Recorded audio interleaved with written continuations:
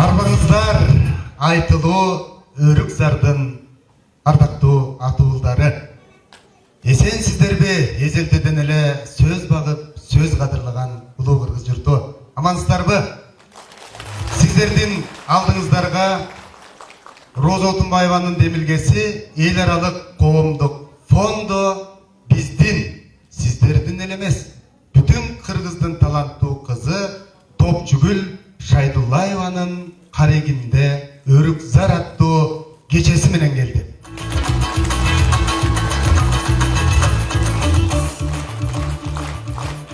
Абалтан мындай сөз келет. Алгачкы нерсе сөз делет.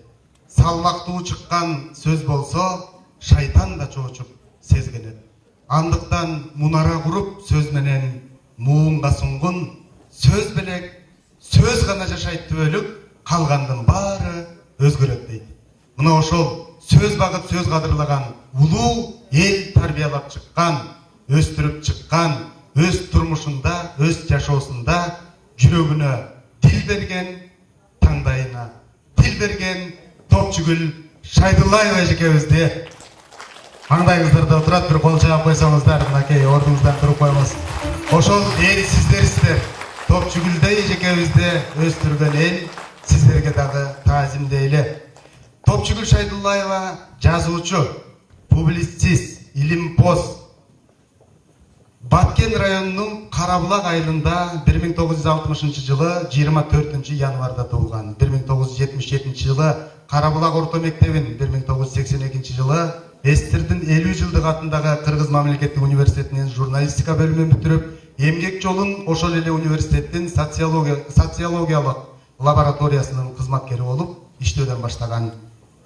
1985-89 жылдары Кыргыз мамлекеттик университетинин алдындагы аспирантурада окуган. 1990 жылдан 92 жылга чейин Кыргыз мамлекеттик кыз келиндер педагогикалык институтунда окутуучу болуп эмгектенген.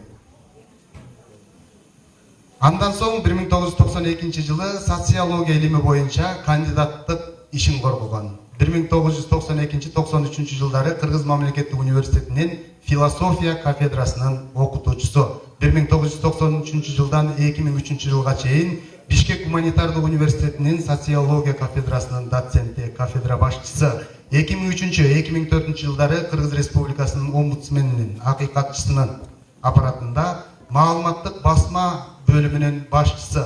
2004 жылдын октябрь айынан Агропресс Республикалык айыл чарба басылмасынын башкы редактору, Агро издательство коомдук фондунун директору, 2007 жылдан Борбор Азия пен клубунун вице-президенти болуп эмгектенип келет. Кыргыз Республикасынын ардак грамотасынын ээси, Баткен районунун ардактуу атуулу, Кыргыз Республикасынын маданиятынын мыктысы, социология илимдеринин кандидаты, жазуучу Топчугүл Шайдуллаева. Топчугүл эжекебиз чарык көргөн китептери ого эле көп, аны бүтүн мүлдө кыргыз журту окуп атат. Кыз бала, жан шерик, ташка чыккан күн, акылга саз, Кыргызстандагы гендердик өнүгүү, кызыл өрүк, жана башка ушул бир топ китептердин автору. Эжекебиздин бүгүнкү кечеси өз элинде, өз жеринде өтүп атат. Кудай буйрса, жогорку деңгээлде өтөт деген ишеничтебиз. Анда эмесе рахмат. Анда эмесе азыр биз куттуу театрдын сахнасында турабыз. Эженин аңгемелери ар бир адамдын жүрөгүндө уюйт. Биз сиздердин назарыңыздарга Топчугүл Шайдуллаеванын өрүгене аңгемесинин негизинде даярдалган ценкага кезек беребиз. Апас Жайнаков атындагы Баткен областтык музыкалык драма театрынын артисттери даярдады. Аткаруучулар театрдын артисттери Зымырат Нусратова, Мансур Парпиев жана Гүлүмкан Садирова.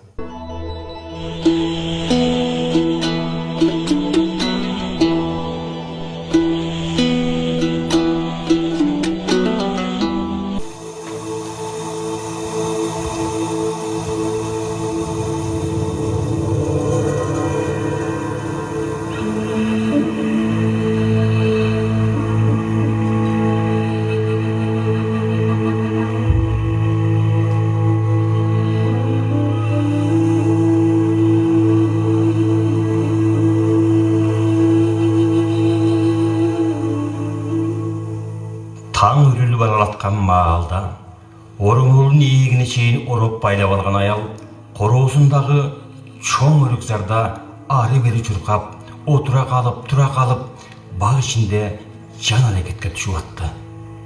Өрүк дарактын ар биринин түбүнө от жагып, түтөтүп, дүт коюп жүрөт. Баг ичин каптаган түтүнгө какап-чакап жөтөлгөн аял дагы эле өрүкзарда чар көпөлөк болуп айланып чуркай берди. Өрүкзарын минтип, коюу түтүнгө аластап, жан талашкан аял башына оор алаамат түшкөндөй өзүнчө эле буй салып алган. Улам-улам өрүктөрдүн гүлдөп турган бутактарын, ага жабышкан калың карды тиктеп, жүзүн убайым жалат. Бул өрүк гүлүнө жабышкан кар түтүнгө ээрий турган түрү жок. Бир маалда жерде түтүп жаткан отко аял алымсынбады шекилди үйгө чуркап кирип, чоң темир табакты алып чыкты да, ага чоктон салып, майда шүйдө отундардан мол калап, аны да көтөрүп алды. Түтүнү коюу чыккан темир табакты улам өйдө көтөрүп, өрүктүн бутактарынын арасында кармап турат. Ал колдору чок салынган ысык табакка эбак каарылып күйүп атса да сезген жок. Өрүктөрдү үшүктөн сактоо керек. Башында мындан башка ой да, максат да жок. Өрүктөрүн быйыл да үшүк алып кетсе, анда мунун тирлиги не болот? Анын үстүнө күйөөдөгү жалгыз кызы да келип, аны менен жашайм деп атат. Аялдын аппак болуп гүлдөп турган өрүктөрүн түнү бою капыс жааган кар басып калган. Эгер бул карларды ысык түтүн менен тез эритип түшүрө албаса, анда быйыл өрүгүнөн, көргөн баккан жалгыз кирешесинен кол жууйт. Кудай анын бетин ара кылсын. Аял ичинен көбүрөнүп, баг ичиндеги дүт коюусун уланта берди. Баг ичи таң атпай түтүнгө тола чыкты. Бирок кар каткан бойдон үлбүрөгөн өрүк гүлдөрүн ныгыра басып, ач кенесимал жабышып тура берди. Түтүндөн улам кар музга айланып калгандай оорлошуп, ого бетер өрүктөрдүн ийип салды. Эми өрүктөрдүн шагы жерге эңилип сынайын деп калды. Аял саамга токтоп, өрүкзарды бир сыйра карап алды да, турган ордунан баш тегеренип, көзү караңгылап, күп деп жерге кулады. Колундагы табагы кыйла жерге кыргып кетти. Аял кайра бир оптолду, бирок тура албады. Турганда эмне кылат? Кайгысы кабыргасына жетип, чалгасынан жаткан аял каттуу үшкүрдү. Анын көкүрөгүнөн чыккан көк түтүн чубалып барып, баг ичиндеги көп түтүнгө кошулуп сиңип кетти. Ичинен өрттөнүп күйгөн аял өрүктөрү менен коштошуп, быйылкы алдыда турган оор жашоосу көз алдына тартылып, жаратканга наалат айтып, көзүнөн мончоктогон жаш кетти. Баш тегеренип, кулагы чуулдап, алдан тая баштаган аялды бир маалда так бешенесине тып деп тамган тамчы эсине келтирди. Аял көзүн ача салып, өрүк гүлдөрүнө жабышкан кар муздун эрип жатканын көрдү. Кубангандан өөдө болду. Эки жагын карады. Чын эле өрүк зар ичинде тынбай тамчылаган жамгыр каптаптыр. Аял чөк түшө отура калып, жаратканга жалбарып, дуа тилеп жиберди. Кудайдан өрүк зарына мол түшүм сурады. Анан бата тилеген соң, өрүк зардагы эң картаң, танасы жоон, өзү бутак шактуу өрүккө келди да, аны кучактап көпкө турду. Ушинтсе колу буту түзөлүп, денеси кайраттана түшөт. Аял өрүктүн танасын канчалык бекем кучактаган сайын, ошончолук өзүнө күч, кайрат топтойт. Анын жалгыз жашоосунда көп эле кыйналган учурлары болду. Ошондо ал өз арманын эч кимге айтып, ыйлап сыктабады. кыйналып жана айласы кеткенде акырын гана ушул өлүккө келип көзүн жумуп аны бекем кучактап алат.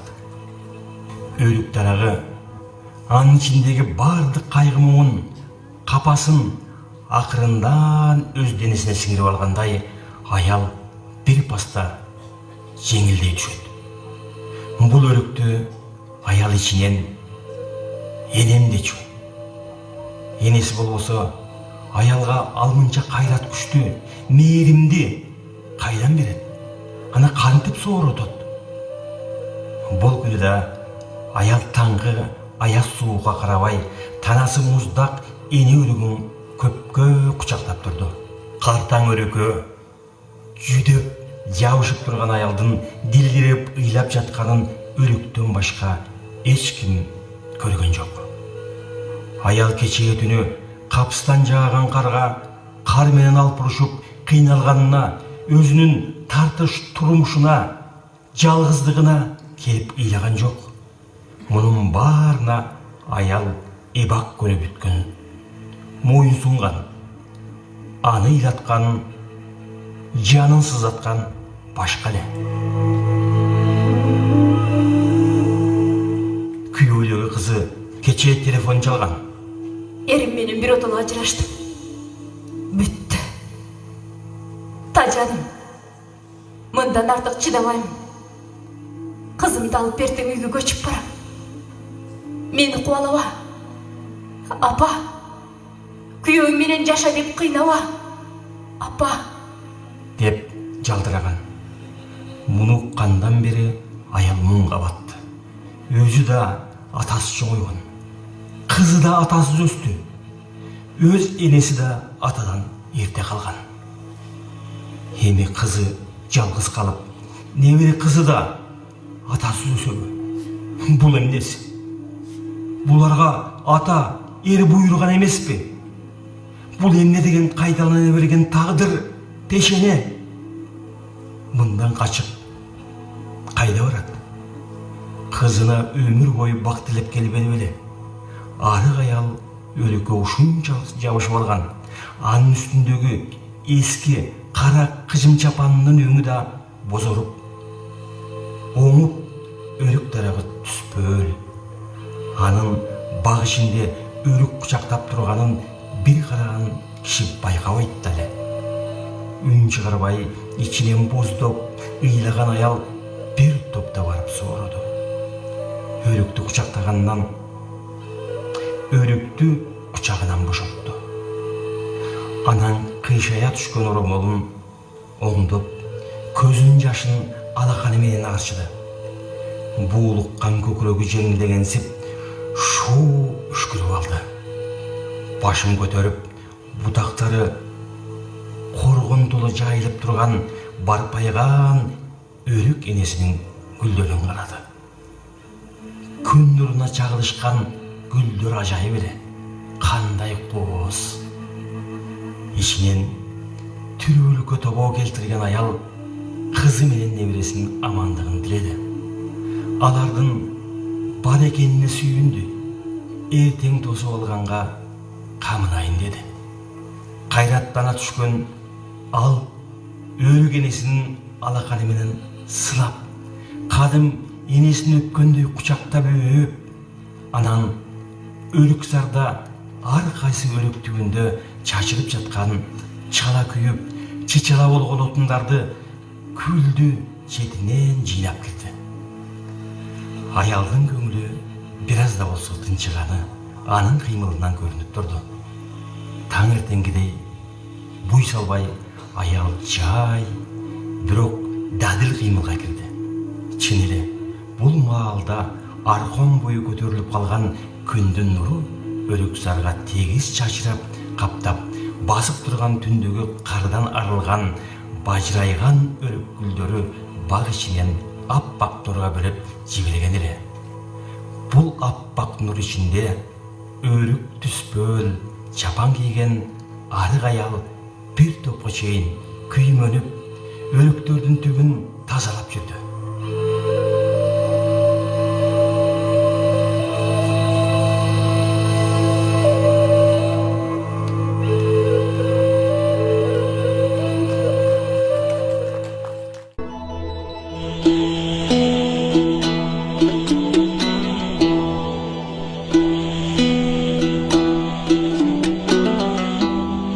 Өрүгені менен эненин ортосундагы сүйүү, жашоо, турмуш ошонун баары чакан гана сенкада өтө чоң баян болуп айтылып берди.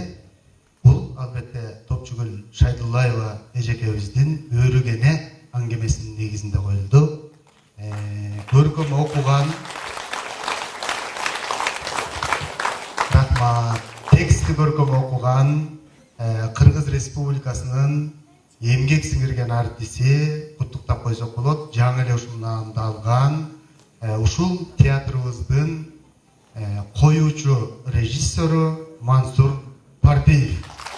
Мансур Партиев агайыбыз барбы?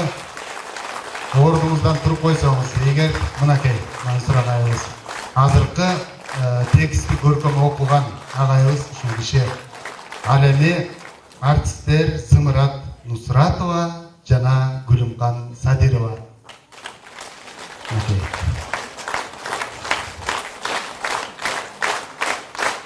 Чоң рахмат.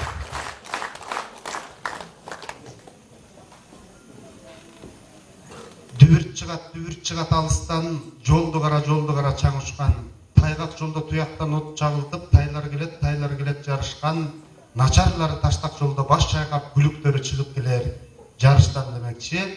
Же болбосо ар өнөргө чак салып, ар өнөрдөн такшалып, ар кесиптин дагы, илимдин дагы ээси болуп келген Топчугүл эжекебиздин аңгемеден сырткары дагы поэзия дүйнөсүнө кирген дагы жагдайы бар. Поэзия дүйнөсүнө киргенде дагы поэзияда кулактын поэзиясы, жүрөктүн поэзиясы, анан сезимдин поэзиясы деген бөлүмдөр болот. Эжекебиздин ырлары кулактын дагы, жүрөктүн дагы поэзиясы болуп, ага обон ээрчиген сактар болгон үчүн обондор жаралып келди. Азыр сиздердин назарыңыздарга Өрүкзар менин мекеним деген Топчугүл Шайдуллаеванын сөзүнө жазылган ырын обонун Мамажан Козубаев жазган.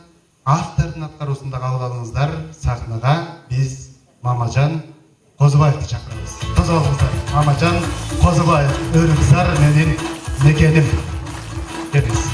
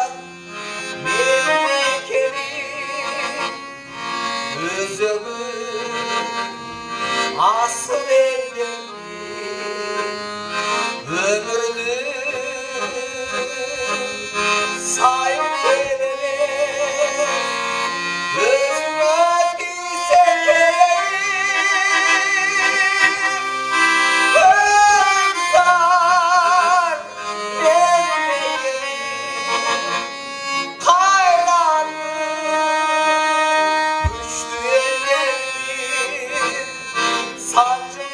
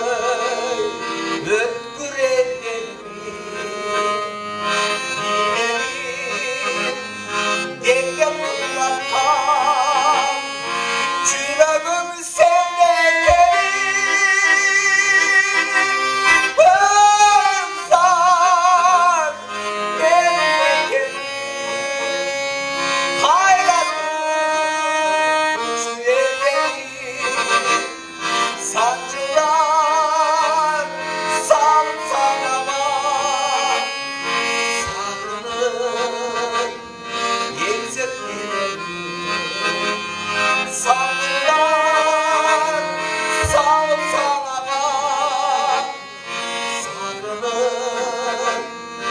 Eksetmenin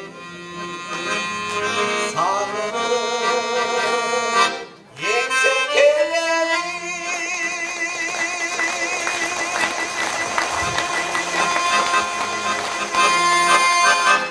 Маматжан Козыбаев, обончу, аткаруучу. Рахмат сизге. Бар болуңуз. Ар бир мекендин өзүнө ылайыктуу өзгөчөлүктөрү болот. Өрүк зарлуу мекеним деп өлкөдө эч бир жерде мекен боло албайт.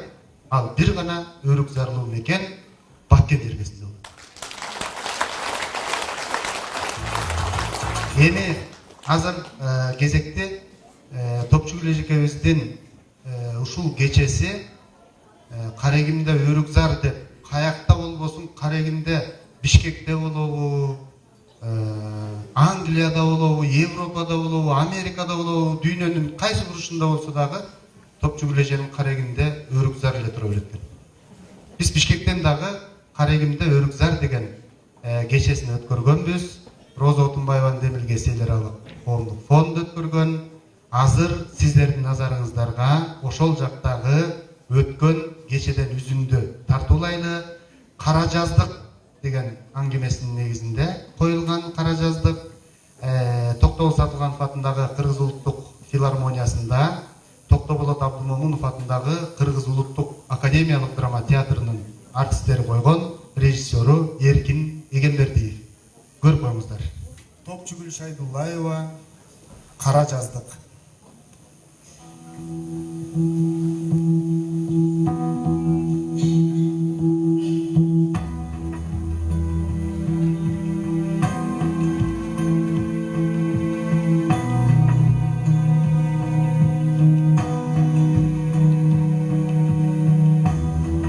Тоо таянган айылда ургачы ичинде ак жүздүүсү, нурдуусу, сулуусу аз.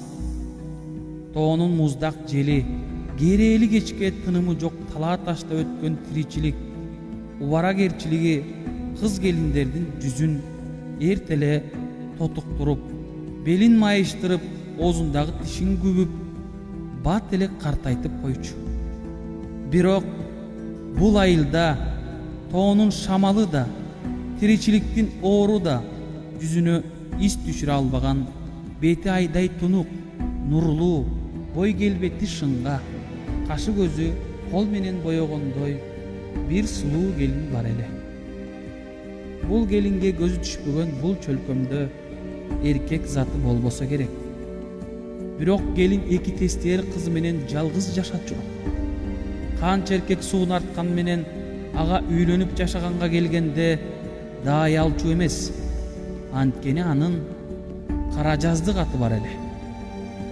25ке келгенче 3 курдай күйөөгө тийип, үчөөсү тең ар кандай себептер менен өлүп калган. 3 ирет кара кийип, жесир калды. Ошондон кийин эл ага эрин жей бере турган жаздыгы кара жаздык деген жаман атты коюп койгон. Келинди өз атынан көзүнчө эле аташпаса, аркасынан баары тең кара жаздык дешет. Ага бирөө жарым үйлөнсө эле өлүп калчудай чочуп калышкан. Бирок айрыкча айылдагы чоң мун дегендер, алар жогору жактан комиссия же коноктор келип калганда токтоосуз ушул келиндин үйүнө келишчү. Конок күткөнгө үйү таза, тамагы даамдуу, чай сунганга өзү сулуу келин. Бардык тарабынан төп келет эле. Айылдын атка минерлери керектүү тамак ашын бул келинге көтөрүп, алдын ала жетип келишчү. Келин да аларды жер каратпай ойдогудай конокторун тосуп, ажаатын ачып берип турчу. Келин өзү да буга көнгөн эле. Ар дайым ак тас торконун жылуу, идиш аягы белен турчу. Кыздарын жалгыз баккан аялдын тиричилиги өкчап.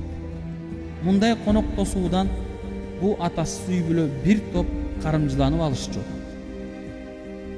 Анын айылдыктар бешенесине бадырайта жазып койгон Каражаздык деген атын сырттан келген коноктор кайдан билсин?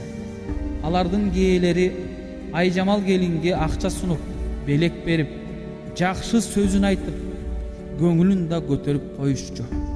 Алар арасында сулун арткандар, аны көпкө чейин эсине чыгара албагандар да болгон. Ушундай бул кара жаздык келин айылдагы көптөгөн башка ак жаздык келиндер аткара албаган кызматты аркалап, айылдагы атка минерлердин кызматын өтөп, канча суранып келгендерге кийим кечесин тигип берип, канча кыздарга сеп камдашып, тиричилигин өткөрдү. Кудай бармагынан айткан менен баг ошол бойдон ачылбады. Бир ирет ачылганы калып, кайра эле жабылды. Аны кара жаздык экенин билбеген, айылга сырттан келген кызматы бар коноктордун бири муну бир көрүп жактырып калган. Ал экинчи жол атайын келин үчүн чоң шаардан айылга келип, ага үйлөнөрүн түз эле айтты. Мен сизге кайра кайтып келдим. Мен сиз жөнүндө. Сиз мен жөнүндө билбейсиз да. Эгер билгенде кайтып келбейт элеңиз. Ооба. Билген үчүн кайра кайтып келе отурам да. Аял затына эмне керек болсо, ошонун баары сизде бар экен.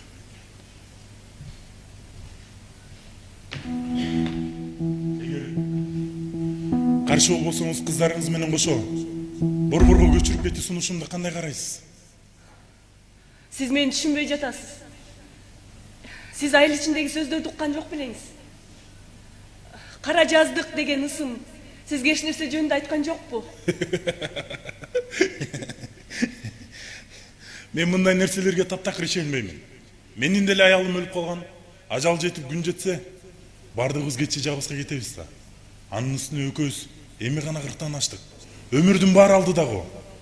Сиздин кара жаздыгыңызды ушундай кылып агартабыз дейсиз. Көрөсүз, биз бактылуу болобуз. Чечкиндүү сүйлөйт экенсиз. Эр жүрөк дагы көрүнөсүз. Эгер ырым-жырымга ишенбесеңиз, мен анда макулмун.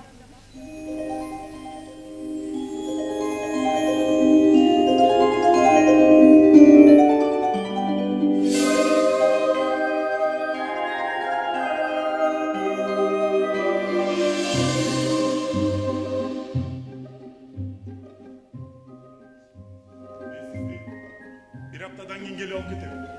Siz meni unuttunuz. Kara жаздык деген атты unuttunuz. Biz baktılуу olobuz. Görөсүз. Meni күтүңүз. Мен bir haftadan keyin келем.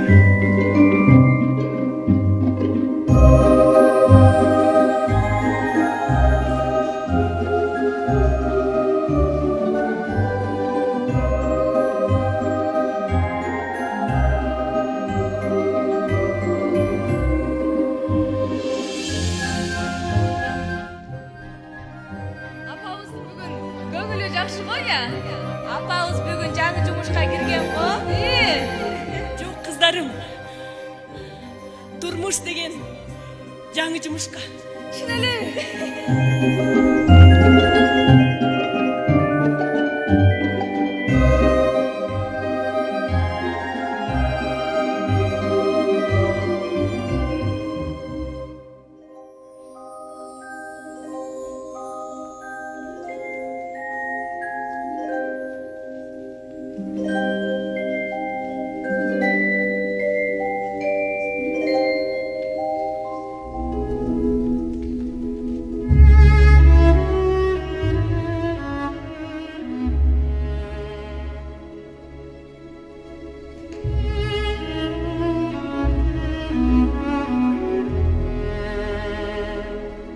Бирок бале абаскыр күйөө болчу эркек бир аптадан кийин келбеди. Ай өткөндө гана келинге булардын айылына жүк машина менен келатып, анын узак жолдо кырсыкка кабылып мүрт кеткенин угузушту. Бул эркек ага үйлөнө электе бир жаздыкка баш койгонго да үлгүрбөй өлүмгө кириптери болду.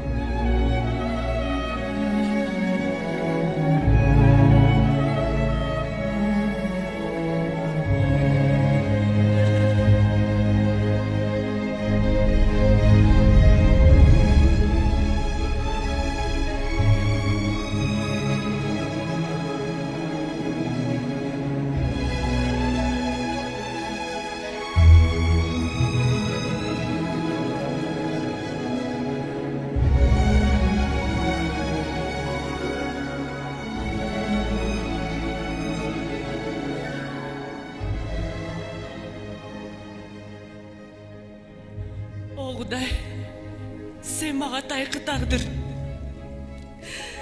бердиңби? Моюн сунбаган тагдырга каратып туруп сундурдуңбу? Кара жаздык деген атты мага түбөлүккө энчилегени турасың. Макулму? Мен аныңа да макулмун. Кара жаздыктын тагдыры сенин колуңда турбайбы?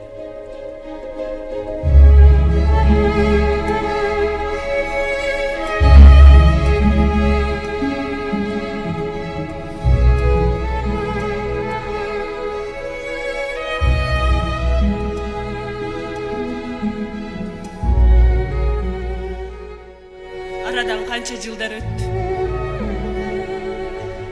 Кыздарым чоңоюп, келишкен сулуу, келбеттүү кыздар болуп чоңоюшту. Азыр мен өзүмдүн эмес, кыздарымдын тагдыры мени ойлондурчу болду. Кыздарым 10-чуну бүтүп, ыймандуу, акылдуу, сулуу кыздар болуп чоңоюшса да, эшик кагып жуучу түшкөн кишиден дайын жок. Мен кыздарымдын бактысы үчүн бул айылдан биротоло кетүүнү чечтим. Кыздарым, кийингиле. Бул айылдан биротоло кетебиз. Өзүнүн бешенесине жазылган кара тактын кыздарына көлөкөсү тийип калбасын деп изин сууткусу келди. Кайсы жерде, кайсы элде болсо да кыздары бүлөө күтүп бактылуу болсо экен. Келин эч кимге кайда барары тууралуу ооз ачпады. Өзбекстан тарапка энесинин туугандарын издеп жөнөдү. Бир жакыныраак тайкеси барын билчү. Барайын деди. Анан көрө жатармын деп тобокелге бел байлаган келин үйүн жакшылап кулпулап, эки кызын кийим кечесин алган бойдон таң атпай үрүл бараңда жолго чыккан эле. Эми минтип машинелер токтобой четте өтүп, алар да мунун кара жаздык экенин билип алгандай аялды кыжалат кылды.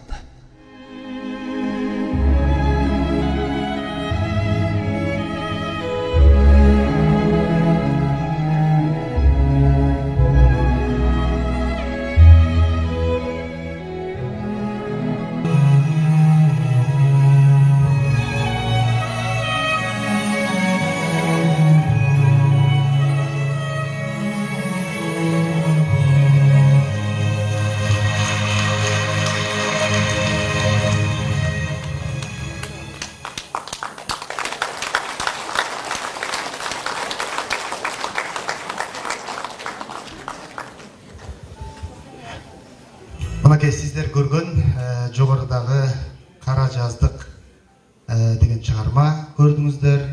Эми биз азыр кийинки кезекте Топчугүл Шайдуллаеванын сөзүнө жазылган обончу жана композитор Усупбек Абдрахмановдун обонуна таандык Жан сырым деген чыгарманы тартуулайбыз. Аткаруучу ушул театрдын эң алдыңкы актрисасы Таттыбек Турсунбаева атындагы сыйлыктын ээси Гүлүмкан Садирова. Кабыл алыңыздар.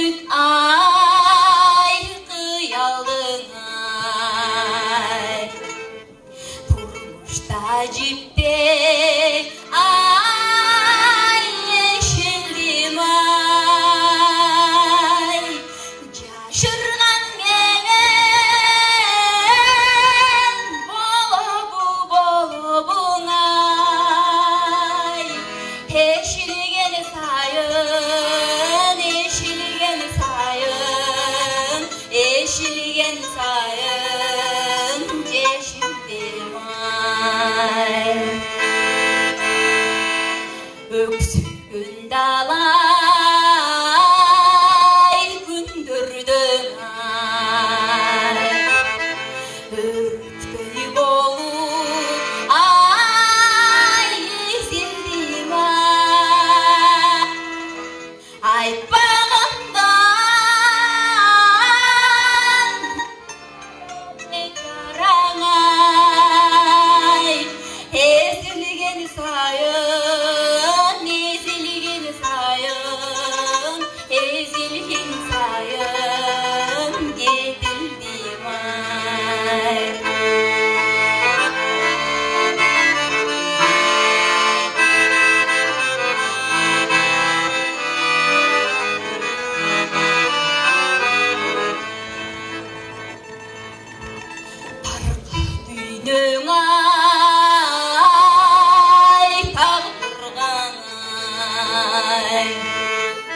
Ötüşmedim ay, büyülendim ay. Baldarım bana gülünse ay. Baldarga gana,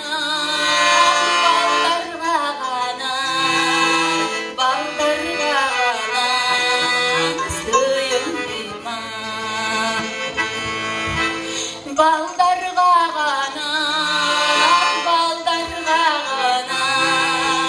Baldarga gana, söyündim ay.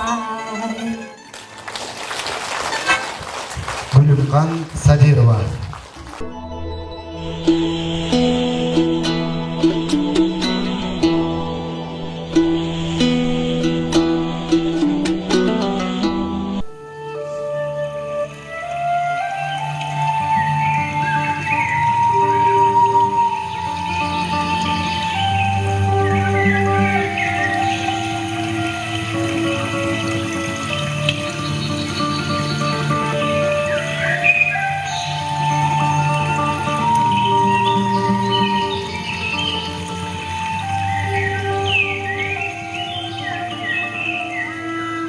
Дайранын боюндагы кыштакта жайгашкан элдин турмушу ушу көбүрүп ташып аккан сууга байланышкан. Ата бабалары да илгери ушул суу жээгин пааналап отурукташып, шалы эгип тиричилик өткөрүшкөн экен. Шалы суу боюнан башка жакка өспөй турган өсүмдүк эмеспи?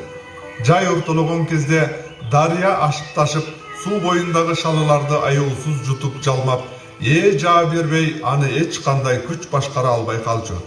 Дарыяга жакын кыштактагы кээ бир адамдардын пейили, мүнөзү да ушул сууга окшоп кетер эле. Суу ашып ташкан маалда 60ка таяп калган Азимкан Абышканын байбичеси да толкуй баштачу. Чалы же балдары саал эле айтканына көнбөй койсо болду. Дайрага агып өлөм деп алкынып калчу. Андайда балдары да, Абышкасы да, жада калса келиндери да кемпирдин көзүн карап, аны дайра жакка баспаса экен деп ой менен алек болуп калышчу. Ушул жазда да долу кемпир адатынча Абышкасына таарынып дайрага жөнөгөн. Кояй дегенге көнбөй, дал дайранын жээгине маасы көлөчүн чечип, секирикке даярданган учурунда Абышкасы балдары менен келип калган. Кемпир жылда бул адатын бир жолу карматса, быйыл 2-3 рет удаа кайталап жиберди. Балдары чоңоюп, өзү кексе адам болуп калса да, баягы эле чалына көрсөтө жүргөн үстөмдүгүн, долулугун койбоду. Же келиндеринен уялбады. Эр болсоң бир сөзүнө каршы болуп көр. Үйдө айланып өтсө эле болду, дайрага жетет. Ошондо да үйүнөн алкынып, жулкунуп чыккан. Насва ыйлеп жаткан чалы да ал тарапты карап да койбоду. Балдары деле эч нерсе болбогондой өз иштери менен алек. Ызасы кайнаган кемпир дарбазадан атырылып чыгып, арт жагына бир кыл чайган. Бирок чуркап чыккан эч кимди көрбөдү. Куугундун жогун көрүп, ден дароо боло түшкөн кемпир дайранын дал жээгиндеги дөңсөө жердеги уулунун үйүнө кайрылды. Келини чачын жууп олтурган. Ой келин, мен жашоого тойдум. Кайынатаң мени ушуга жеткирди. Кир когун убагында жууп берип, жакшылап карагыла. Кош! Деп андан ары жөнөдү. Келин аны бир карап алып чочуп кетти. Анан бирдемени эстегендей ишин уланта берди. Дарыяга жакындаган сайын кемпир артын кылчак карайт. Жалбарып койду ичүү киши эмес, чак түштө балык уулаган анча-мынча балдар да көрүнбөйт. Ал дайрага жетип, суу боюндагы ташка көчүп басып, жүзүн жууп, муздак суудан уртта деле ачуусу тарап кеткенсиде. Кайра үйгө кетсе болот эле, артынан келгендер көрүнбөйт. Ал бул сууга карап туруп, кемпирдин жүрөгү шуулдап, кейпи учту. Чын эле ак өлөм дейм. Бир топ убакыт өтсө да, бир жан жок. Маасын чечип, бутун жуйт.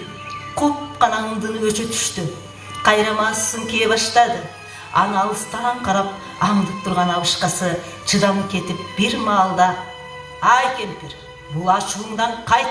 деп артынан келип, кемпирин кучактап калды. Кемпир дароо өңүн өзгөртүп, «Куураган какпаш, 1 мүнөт кечиккениңде экинчи маасымды да чечип сууга боюмду таштайм деп турдум эле. Теп жиберди. Баягыдай балдары жөлөп, келиндери дүрбөп, апа келеп, алды артына түшүп үйүнө алып келбегендерине шагысына түшкөн кемпир жол ката үйгө келатып, балдарына таарынды. Каарыган атасына аңдытып коюп, үйлөрүндө беймирал отурушканын элестетти. Чоңоюшту, катын алышты. Эми аларга эненин кереги эмне? Бечара абышкамдан башкага менин өлгөнүм баары бир турат. Кемпир ушуларды ойлоп, ушунча жыл жашаган өмүрүндө биринчи жолу азыр абышкасына ыраазы болду. Байкуш ушул эле түтпөйт турат. 30 уулум болгончо деп ошон үчүн айтат да, алда балдарына окшоп артынан барбаганда эмне кылмак? Дайрага өзүн таштайт беле. Абышкасын мындан ары капа кылбай жүрөйүн деген ой көңүлүнө кылт этти. Бирок жаз келип, дайра кайра ташып жатканда Азимхан абышка капыстан каза тапты. Чалы өлгөн соң долу кемпир кыйла ал күчтөн тайгансып калды. Көрсө кемпирди оолуктуруп, алкынтып, дайрага чуркаткан абышкасынын гана деми турат. Эми ал дайрага агы өлөм демек турсун, көөлдөгөн суу тарапты карагысы жок. Дайра болсо адатындай толуп ташып, ал бууттанат. Жолуна илешкен эмне болсо жула качып, эч нерсени тоотпой, эч нерсеге карабай агып жатат.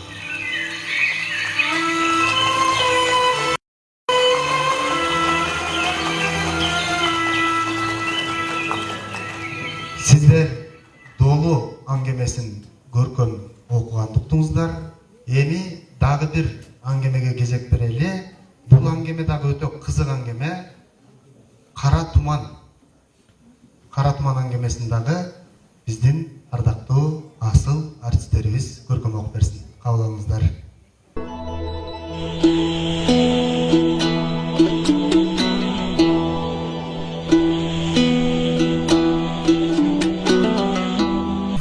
Тоо тараптан капыс каптаган калың кара туман заматта айыл ичин караңгыга бөлөп койду. Көөгүнгө чейин али көп убакыт бар экенине карабай, чар тарап кадимки коюу түн кейипин кийип калды. Ушундан улам жөөлүп кирип келген бул туман тоо түбүндөгү айыл жашоочуларын бир тоо эле чоочутту. Алай дүлөй шамал электр тогун да өчүрүп салды. Дүйнө ааламды караңгылык каптагандай, дем кыстыгып, жүрөк кысылып, бүшүркөгөн эл кыштын күнгү кычыраган аязга карабай үйүнөн сыртка чыгып, андан соң көчөгө агылып жарык издеп, бир үзүм бүлбүл жарык таппай, кары жаш бала чака чурулдай түштү. Келме келтирип, Кудайга тобо айткандар мал жандыктын мөөрөгөнү, иттердин үрүгөнү көбөйдү. Капилет түшкөн караңгылык баарын сокурга айландырып койгондой болду. Кыштактын так ортосунда үйү бар. Жалгыз бой, эки көзү азиз келин гана караңгыдан чочуган жок. Колу менен адатынча сыйпалап жатып, темир керебетин тапты да, анда салынып кечке жыйылбай жаткан төшөккө кирип кетти. Ага баары бир эле. Бала чакасы эмес, эшигинде үрүп чыгаар ити да жок. Адатынча дем кысылткан караңгылыктан жакшылык тилеп уктамай болду. Бирок уктай албады.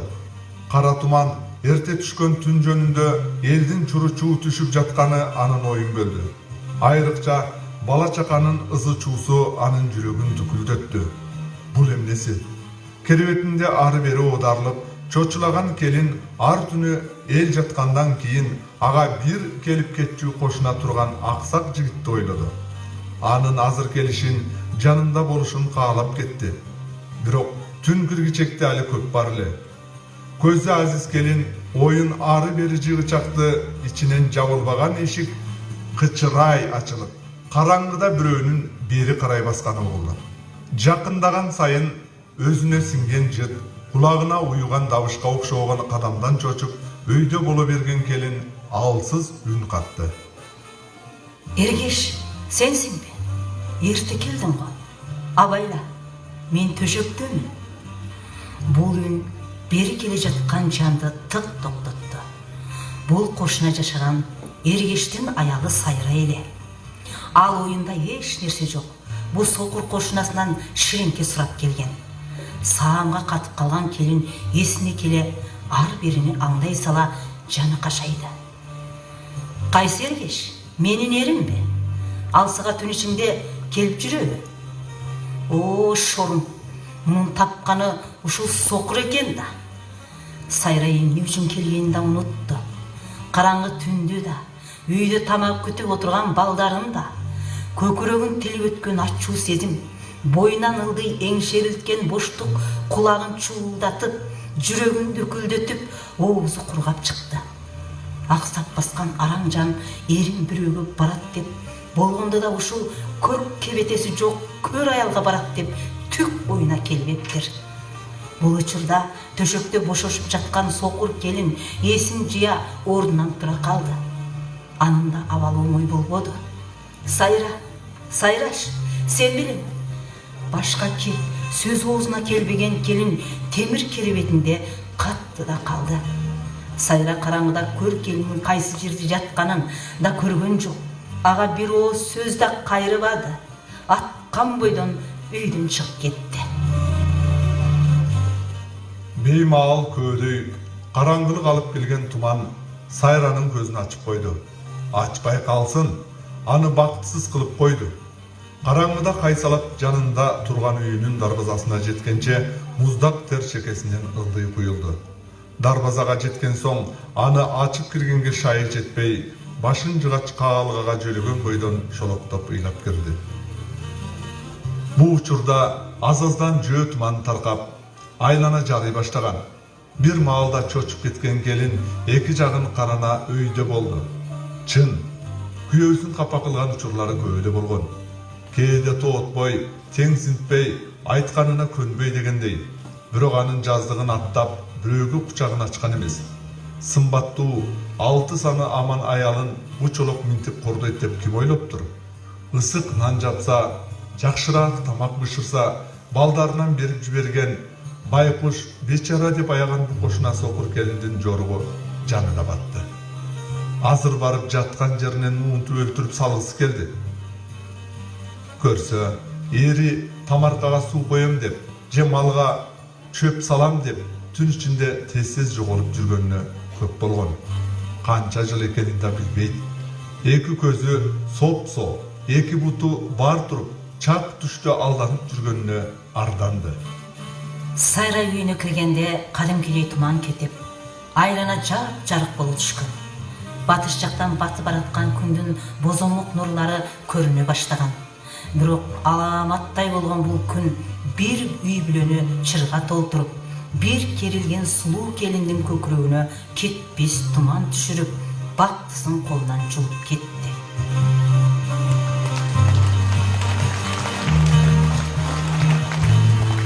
Чоң рахмат. Райымкул Мураталиев, Зымрат Нусратова. Азыр кийинки кезекте Топчугүл Шайдуллаеванын сөзүнө жазылган Апас Жайнаковдун Айгүл Тоо деген ырына кезек беребиз. Ырды театрдын алдындагы Керемет сыры фольклордук топ аткарат. Жетекчиси Кыргыз Республикасынын ардак грамотасынын ээси, Кыргыз Республикасынын маданиятынын мыкты кызматкери Алия Жамантаева. Тозо болуңуздар. Фольклордук топ Керемет сыры.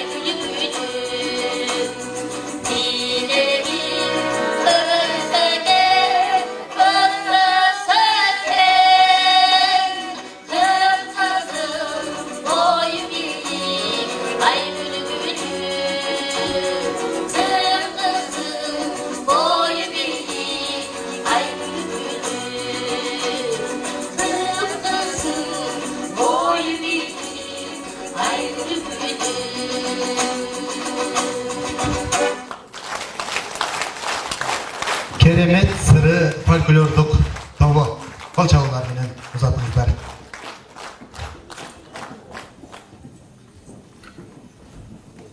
Эми урматтуу туугандар, азыр биз сахнага ушул бүгүнкү күндүн негизги өзөгүн түзгөн эжекебизди чакырабыз. Топчугүл Шайдуллаева. Кол чабуулар менен тосуңуздар.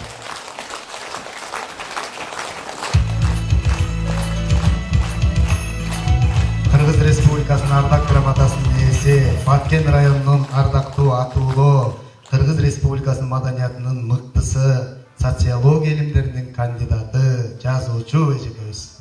Келиңиз.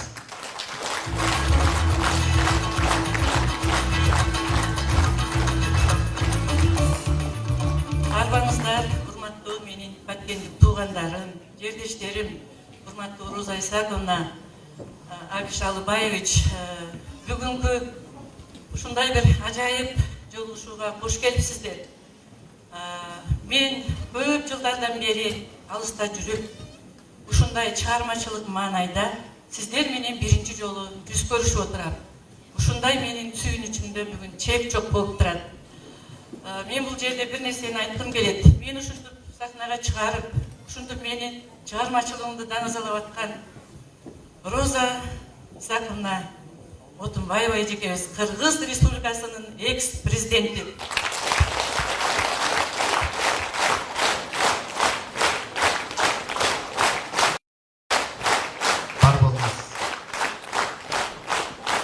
Роза Исаковна Отунбаева, Роза Отунбаеванын демилгеси деген эл аралык фондду негиздеп, бул фонд мына 3-чү жыл ушул маданий иш-чараларды тыынбай өткөрүп, ушу поэзия кечелерин өткөрүп, проза кечелерин өткөрүп, элибизге ушу маданияттын мыкты бирөөнүн себип, адамдарды өнүгүүдө эң чоң мааниге болгон бул руханий байлыкты бизге, элибизге тартуулап атат.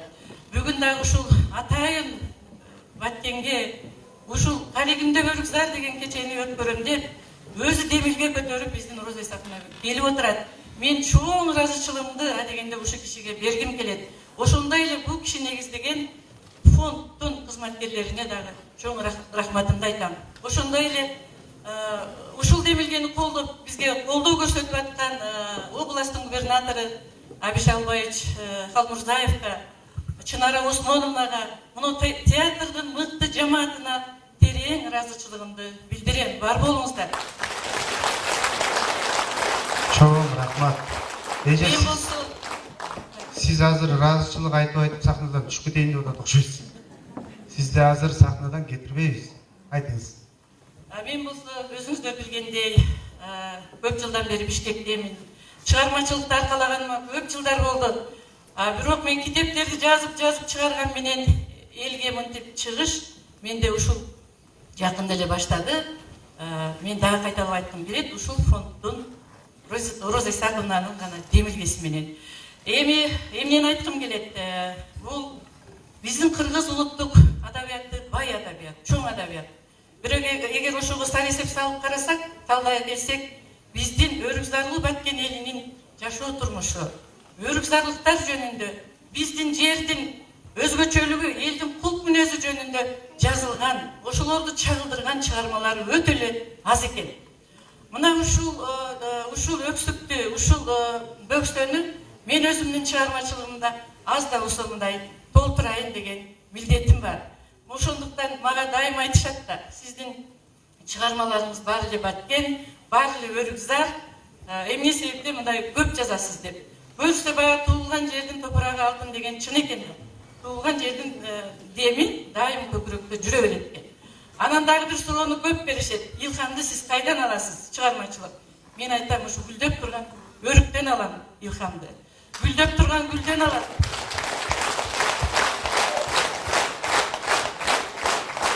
Мына ушул биринчи кезекте туулган жеримден алам. Албетте Кыргызстандын бардык жерин жакшы көрөм. Мен кыргызстандыкмын. Бирок биринчи кезекте мен өрүкзарлыкмын, баткенчимин. Рахмат. Эми мен ушу Баткен темасына жазылган бир эки ыр бар эле, уруксат берсең. Жакшы болот. Эжеке, эки ыр окуп берсин, мүмкүн бүгүнкү күндүн талабына ылайык. Бир өмүр байыркы эзелтеден баткендин чөлүн тоосун мекендеген, жазалды бажырайта гүлүн ачып, жай орто мөмөлөрүн төгүп ийген, өзгөчө дарак бар өрүк деген. Барга да жокко да кебелбеген, сабыры саржан менен ченелбеген, мүнөзү өз элине окшоп турган, карапайым дарак бар өрүк деген. Суу ичсе ичпесе да кейибеген, мончоктой мөмөлөрү кемибеген, эч кимге эсептешпей милде тартпай, энедей баткен элин багып келген, эр жүрөк дарак бар өрүк деген.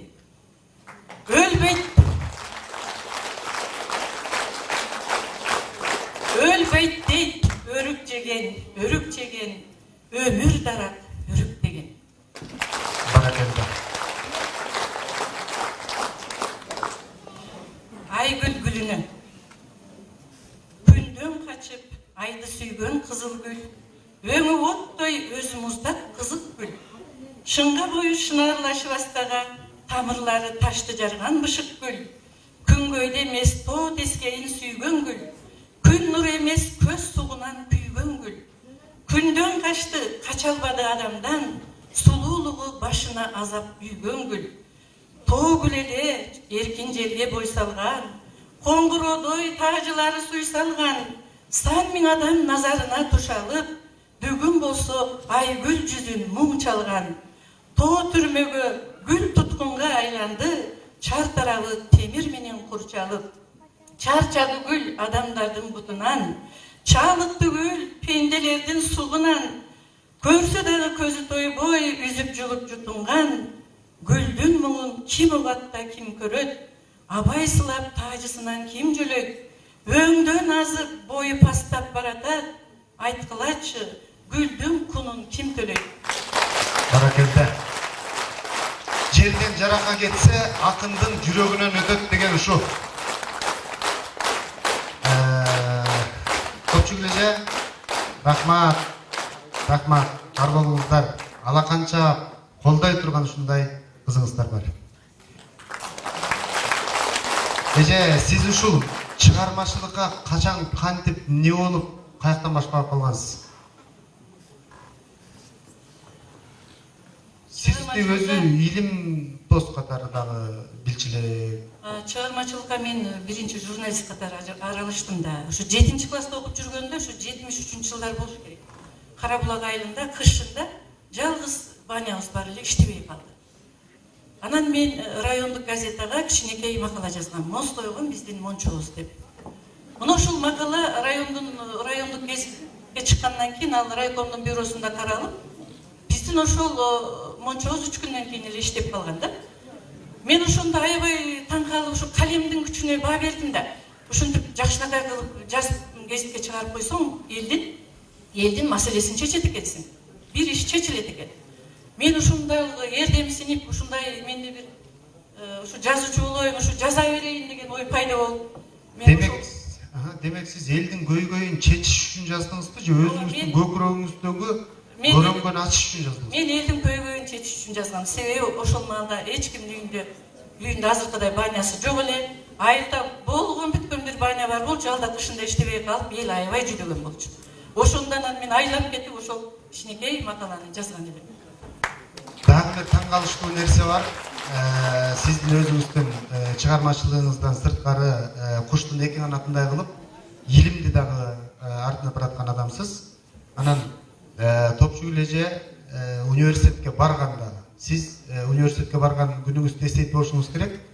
Өзгөчө университет тосуп алган сизди, бүтүндөй Кыргызстанга көрүнгөнсүз деп айтылат телевизордон. Себеби экзамен тапшырып аткан мезгилде ошондой жагдай болупту. Бул эмне себептен ошондой болгон?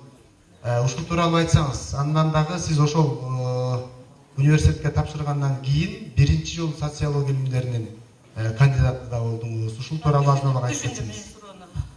Мен университетке өткөндө ошо телевизордон кирүү экзамендерин көрсөтүшкөн.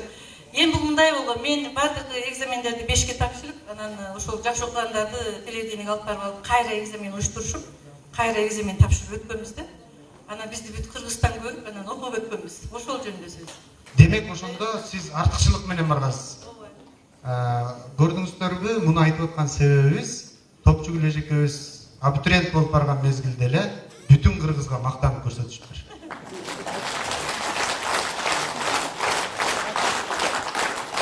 Чыгармачылыгыңыздын көбү, чыгармаларыңыздын көбү аял темасына ыктайт. Ал тууралуу башында дагы айттыңыз. Деги эле эми мырзалар тууралуу жазайын деген оюңуз барбы? Аялды эч убакта эркектен бөлүп кароого болбойт. Ошо аялдар жазылган жерде мырзалар сөзсүз турат. Туура. Кайсыл элде жүдөө күтсө айыпты, ошол элдин уулуна кой айыпты дейт.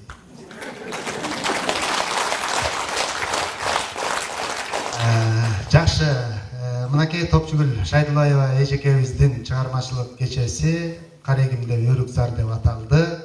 Ушул кече сиздин элиңизде, журтуңузда биринчи жолу өтүп атат дедиңиз. Биринчи жолу өтүп атат, ушундай форматта, ушундай маанайда биринчи жолу учурашып отурам мен өзүм Баткен туугандарым менен. Эмне үчүн сиздер буга чейин ушундай улуу инсанды чакырган эмессиздер?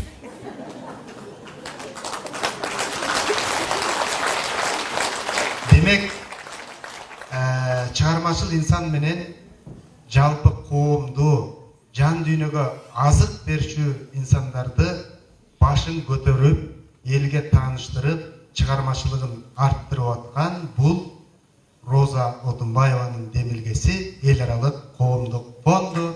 Фонддун негиздөөчүсү өлкөбүз өбөктөп турган мезгилде өрт жутуп, өз мойнуна мамлекет жүгүн жүктөгөн Кыргыз Республикасынын экс-президенти Отунбаева Роза Исаховнаны чакырып коюп уруксат этиңиздер. Кол чабуулар менен. Жана мынакей ушул чыгармачыл кечелердин баарын өткөрүп аткан, жан дүйнөгө азык берип аткан, жан дүйнө жакырчылыгын жоюп аткан чоң иш-чараларды Отунбаева эл аралык фонду өткөрүп атат. Жана эжекебиз менен чогуу Кыргыз Республикасынын өкмөтүнүн Баткен облусундагы ыйгарым укуктуу өкүлү Калмырзаев Абиш Абылаевичти, Баткен райондук мамлекеттик администрациясынын башчысы Аким Салихов Кеңеш Каримовичти чакырып коюп уруксат этиңиздер.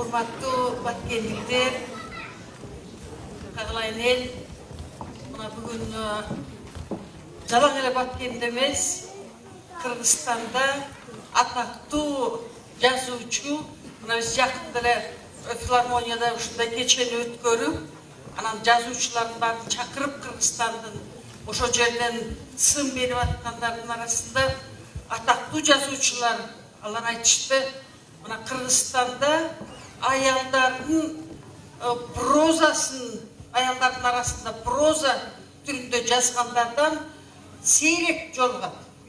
Роза Айтматованы айтса болот, туурабы? Роза Айтматова агасындай болуп бир топ китептерди жазса. Бирок мына азыр эң көрүнүктүү ушундай прозада жазып аткан Топчугул Шайдуллаева болуп атат.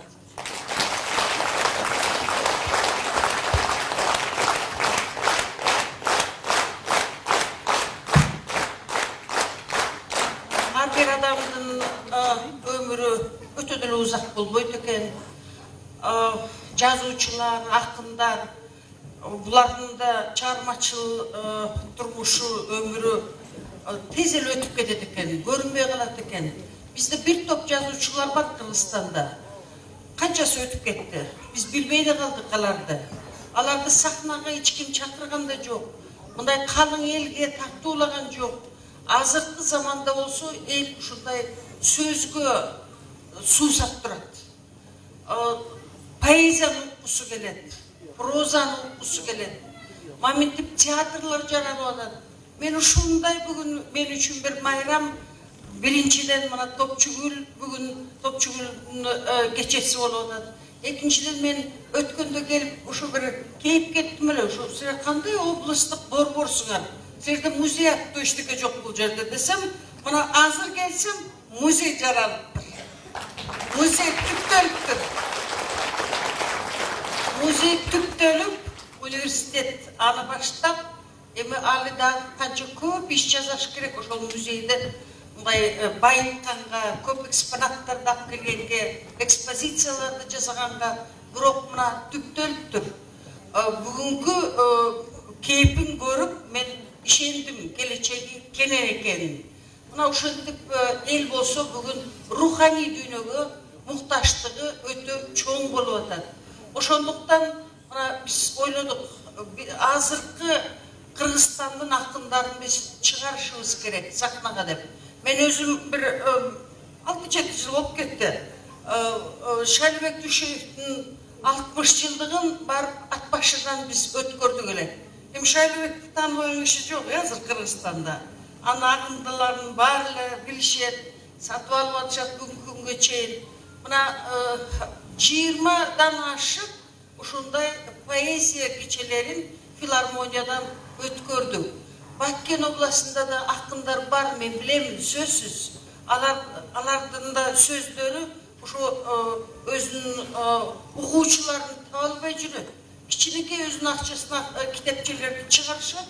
Ошол колунан келген бүгүн нерсе дегенде. Китеп дүкөндөрүн эми билбейм, жолун таба аласыңарбы, силердин борбордо да мурун китеп дүкөн деген кандай берекелүү болчу эле.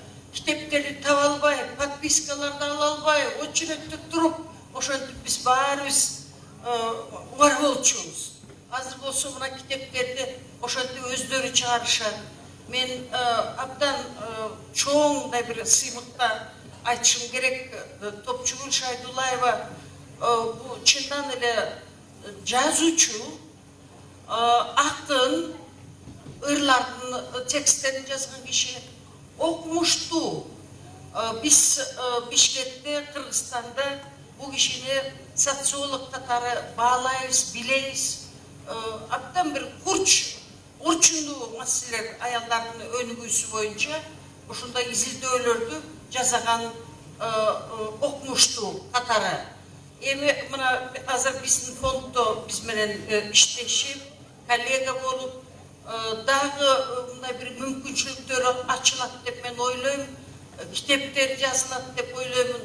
Мен ишенемин, мына Кыргызстанда бүгүн биз университетте да болдук, ошол жерде лекция мен студенттерге айтып бердим эле. Мына 7000 студент силердин Баткен университетинде окуйт экен. Топчугул чыкты Баткенден. Мен билгенден мисалы мен айтат элем, Апас Жайнаковдон мен тааныч элем. Апас Жайнаков сөзсөм концерттерин берип атты. Бул жерде да, Бишкекте да, бирок Айшинин ошо музыкасын, ырларын бүгүн деле биз тойбойбуз, угабыз тайм эле. Рахат Ачилова мына мен тааныгандан, мен азыр деле коллегам Бактыгүл Каламбекова абдан татыктуу, абдан ушундай бир сабаттуу элчилердин бири Кыргызстанда. Мына ушулардын баары бара-бара бияка келип мына Баткенге студенттер менен жолугуп, эл менен жолугуп, биз баарыбыз бири-бирибизди ушинтип агартышыбыз керек. Баягы эсиңерде барбы, мына улгайып калган муун билет, бизде общество знания деген болчу, туурабы да? Канча көп лекцияларды угучу элек.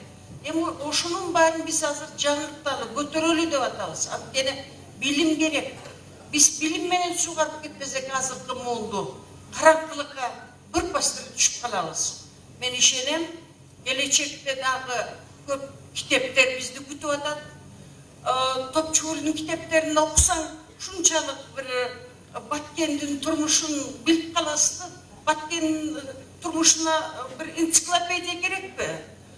Мындай бир туристтерге үчүн жазылгандай, бул эмне деген Баткендин эли, турмушу кандай десеңиз, мына Топчугулдун китептерин окусаңыздар болот. Мен ойлоп атам, нарындыктар, таластыктар деле муну окуса, мына Batkentlikler tak bizde eleken деп.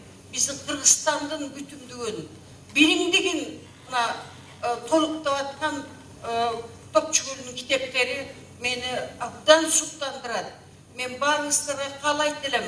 Бүгін мен университеттен сұрап қалдым. Ушул китеп серді бар мы китепхана десем, жоқ деп атышат. Топчугүлдүн китептерин биз ушул Баткенге алып келгенге, таратканга абдан чоң дагы бир аракетте болушубуз керек экен. Ушундай түйүм менен биз Баткенден бүгүн кетип атабыз. Мен сиздерге барыңыздарга ушундай бир жарыктык, ушундай кечелерди, ушинтип театрда даңазалап келип турушуңарды, мындай жазуучуларды алакаңарга көтөргөнүңөрдү каалайт элем. Кыргызстан жашасын, Кыргызстан агарсын, көгөрсүн. Çok rahmat. Çok rahmat. Бар болуңуз. Keyingi söz Abişay Ablayevich'te geliyiz.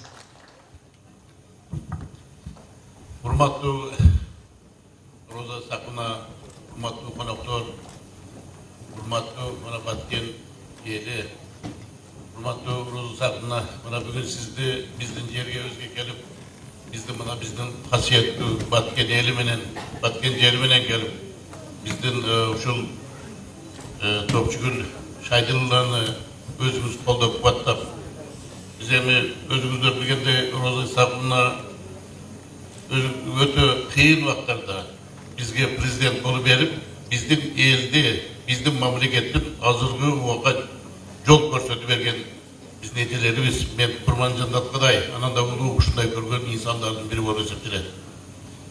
Биздин эми бул жерде биз өзүңүздөр көргөндөй 1990 жылы бизде Kırgızistan'da bir tönkörüş olup, ondan keyin 2010 yılı olup, 2010 жылы ошол Роза Сакуна өтө кыйын убакта өзү аял киши болуп муну карабастан өтө көп татаал оор жүктү өзүнүн мойнуна алып, ушунча элдин 6 миллион элдин жүгүн мойнуна алып, ушул биздин мамлекетти туруктуу кылып кармай берди, ушул жолго салып берди. Ошол үчүн Роза Сакуна сизге миңден миң Баткен элинин аттан, өзümün аттан ыраазычылык билдирип коелу.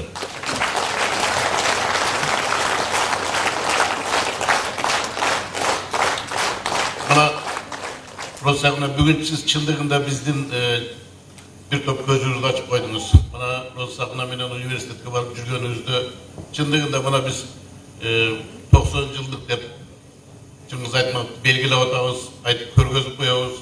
Эми биз Жамиля деп, биринчи мугалим деп окуганбыз. Азыр окугандар дагы бар. Чыңгыз Айтматовдун чыгармасына.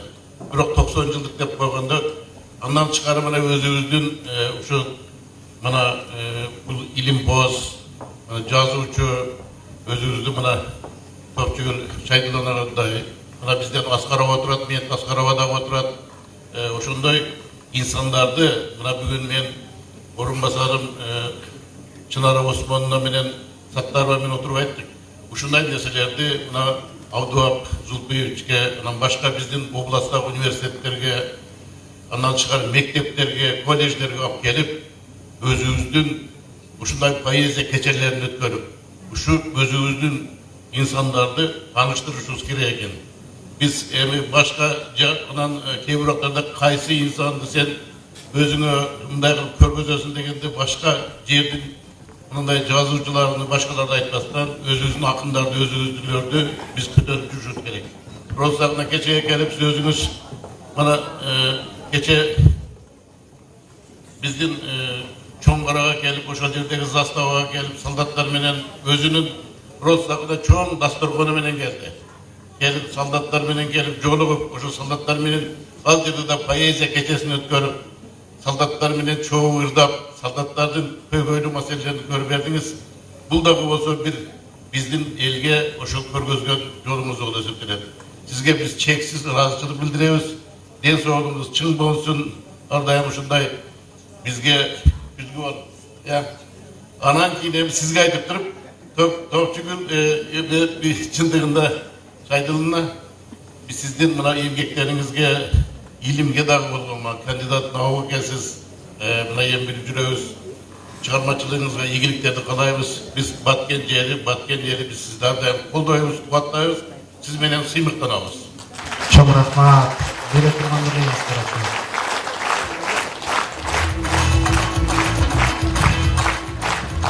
Ыраазычылык кат. Урматтуу топчугул жолдошуна, сиздин калемиңизден жаралган чыгармаларыңыздын өзгөчөлүгү карапайым элдин жашоосунун чагылдыруу менен кыргыз элинин деги эле адамзат болуктарына басым жасап, окурманды гумандуулукка үндөп, кайдыгерликтен, ташбордуктан алыс болууга чакырат. Мындан сырткары баткен өрөөнүн мээнеткеч, карапайым элдин турмушун, жашоо мүнөзүн, баалуулуктарын көркөм образдарда мыкты чагылдырып келесиз. 100дөн ашуун аналитикалык, публицистикалык макалаларыңызда кыргыз коомунун өткөн мезгил учурундагы эң көйгөйлүү маселелерин көтөрүп чыгуу менен публицист катары да таанымалсыз. Талыкпаган эмгегиңиздин натыйжасында эл арасында чоң кадыр-баркка жана урматка ээ болдуңуз. Мындан ары да өзүңүздүн көп кырдуу талантыңыз менен калкыбызды руханий байлыктын жогору деңгээлине багыттай бересиз деп ишенем. Берекелүү күз айында кичи мекениңиз Өрүк Зарлуу Баткенге келип, жерлештериңиз менен жакындан жолугуп, элибизге руханий азык берген Карегимде Өрүк Зар деп аталган чыгармачылык адабий кечеңизди өтүп жатканыңызга кубанычтабыз жана ыраазычылык билдиребиз. Сизге чыгармачылык ийгилик, үй бүлөңүзгө бакыт, бекем ден соолук, бакубат турмуш каалайм. Урматтоо менен Игар Муктуу өкүл Калмырзаев Абиш Албаевич. Чоң рахмат, чоң рахмат. Барлығыңыздар Топчугул Шайдуллаева эжекебиздин Карегимде Өрүк Зар аттуу кечеси бул Роза Отунбаеванын Демилгес эл аралык коомдук фондунун 23-чү кечеси. Тактап айтканда 50-ге жакын акындын кечеси өттү. Мына бүгүн дагы өз элинде, өз жеринде өтүп атат. Түркүрөтө колдоруңуздарды чаап, урмат сый менен Топчугул эжекебизди узатып койсоңуздар, куттуктап койсоңуздар болот. Бар болуңуздар, аман болуңуздар. Урматтуу кыргыз эли, кыргыз журту, аман болуңуздар.